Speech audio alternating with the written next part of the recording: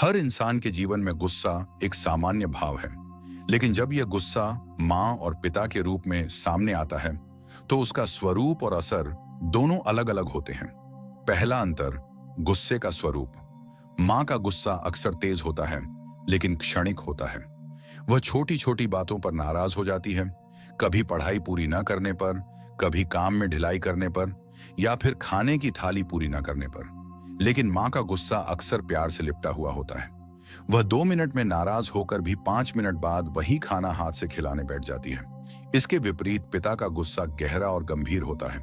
पिता अक्सर छोटी बातों पर गुस्सा नहीं करते, लेकिन जब करते हैं तो उनकी आंखों का तेज ही सब कुछ कह देता है। पिता का गुस्सा अक्सर अनुशासन और जिम्मेदारी से जुड़ा होता है। दूसरा अंतर, गुस्से का असर।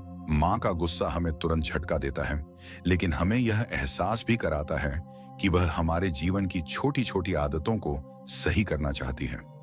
माँ का गुस्सा कई बार हमें रोता भी है, लेकिन कुछ देर बाद वही गुस्सा हमारी मुस्कान में बदल जाता है। पिता का गुस्सा भले ही कम आता है, लेकिन जब आता है तो हमें जीवन की बड़ी सीख दे जाता है।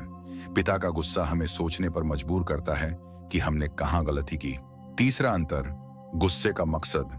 माँ का गुस्सा इस डर से होता है कि कहीं उसका बच्चा जीवन में छोटी छोटी गलतियों के कारण पीछे न रह जाए। पिता का गुस्सा इस उम्मीद से होता है कि उसका बच्चा जीवन में बड़ी ऊंचाइयों तक पहुंचे और मुश्किलों से न डरे।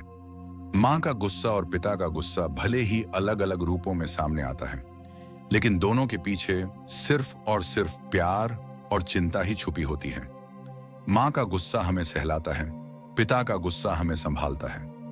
माँ का गुस्सा हमें तुरंत बदल देता है, पिता का गुस्सा हमें जीवन भर याद रहता है। इसलिए हमें माँ और पिता दोनों के गुस्से को नकारात्मक रूप में नहीं देखना चाहिए, बल्कि उसे अपने जीवन को बेहतर बनाने की प्रेरणा के रूप में लेना चाहिए।